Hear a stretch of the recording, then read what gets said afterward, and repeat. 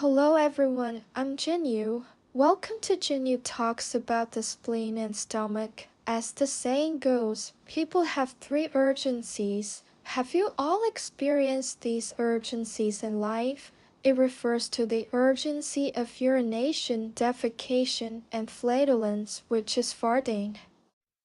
In some situations, when these urgencies arise, sometimes you can hold them in, sometimes you can't, which can be particularly embarrassing.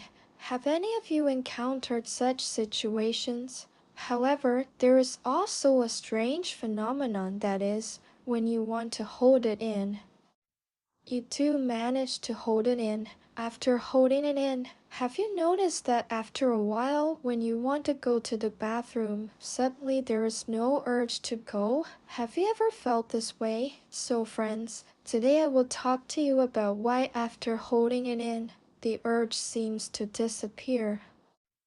Do you know why this happens? Where exactly does it go when you hold it in?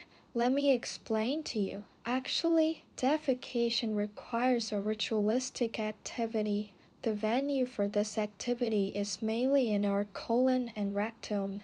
The colon is responsible for forming feces and pushing it towards the rectum. Then, in the rectum, there are three guards. These three guards are the sphincters, the external and internal anal sphincters, and the nerves. We call them the three bacteria, which form our body's feces guard alliance. When these feces come rolling in from the intestines and arrive at our rectum, at this time, we're about 4 centimeters away from the anus. The grand event of defecation is about to begin. Before this grand event starts, the nerves will first sense the urge, right? They let you feel that the rectum is full. Then they immediately report to all departments that feces are coming. And all departments should be ready to welcome it. Next, the internal anal sphincter will quickly respond. What kind of response? It will signal to open the gate.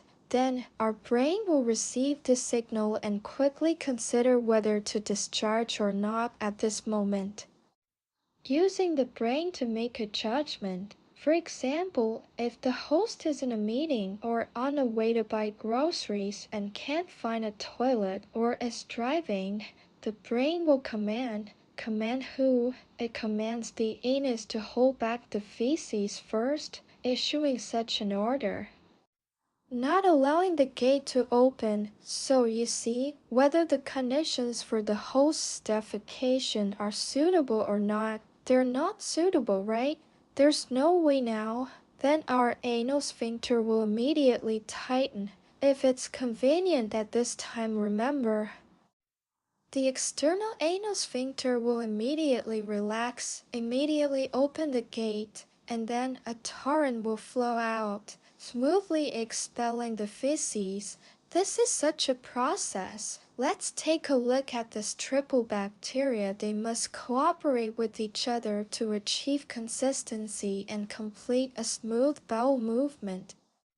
During defecation, we often encounter unexpected situations such as when you want to defecate, want to go to the bathroom, and suddenly find that the bathroom is occupied. What do you do? At the critical moment, the brain judges that the timing is not right and quickly tightens. The more tightly our external anal sphincter is, the more effort it will make to tighten, so it will not allow the feces to go out. The feces are held back. You often hear us say, whether it's a bowel movement or urination, there are often times when we have to hold it in. Where do those feces go quickly? Where do they hold it? Next, I will tell you that these feces continue to pile up in your intestines. Now you know. When you hold it and it disappears, where does it go? Right? It's still accumulating in the intestines. So you say these feces are always blocked here. It's not a good thing. The blocked feces, under the gradual peristalsis of your intestines, will retreat from your rectum to where? Back to the colon, because these feces are blocked.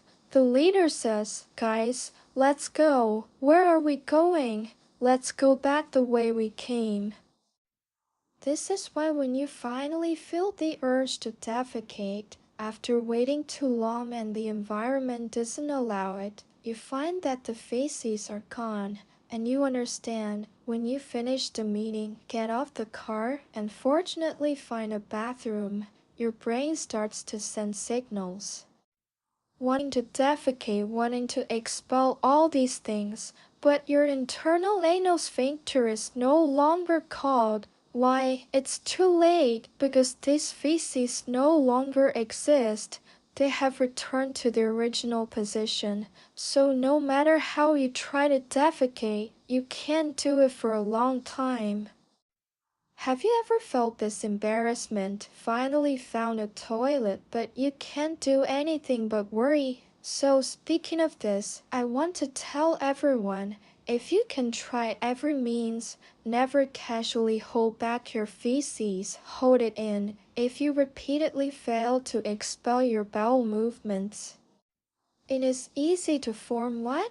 That is constipation. So you see, when we defecate, it is related to our intestines, including the internal and external anal sphincters, nerves, etc. So, the organs of the intestines all have a fixed working time when your anal sphincter and rectal nerves reach the working point. They must cooperate very tacitly.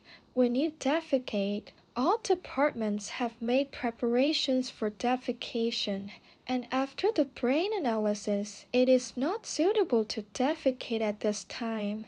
Then these nerve sphincters, external sphincters, will suddenly be confused whether to defecate or not. So, in the end, it is easy to lead to everyone's constipation. If the time of defecation becomes irregular and the frequency increases, they're unwilling to cooperate with each other. Gradually, it forms the embarrassing constipation.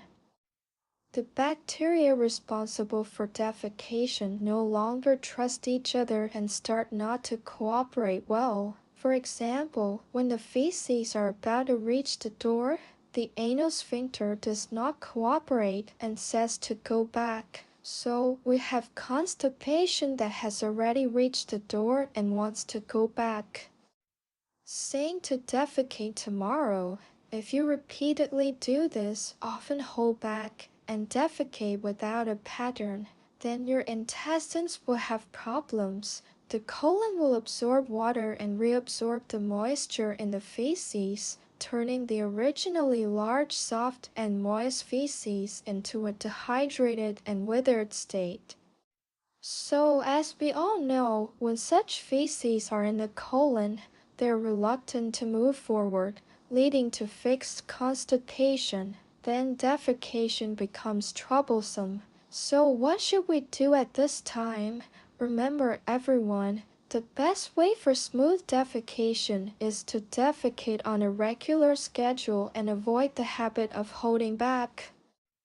Don't say that the first thing we do when we get up in the morning is to go to the bathroom and never hold it in. If at this time, bad living habits have caused you to have constipation or the feces are particularly dry, what should you do first? We need to increase the function of intestinal decomposition.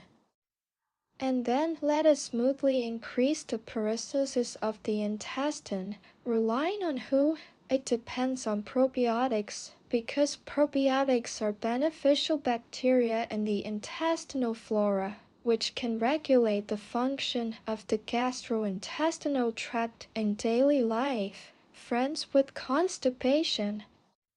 By supplementing probiotics to help digestion and absorption, use high-quality prebiotics to produce short-chain fatty acids, which can speed up colon peristalsis and quickly expel feces. This can alleviate constipation. However, there are many types of probiotics on the market.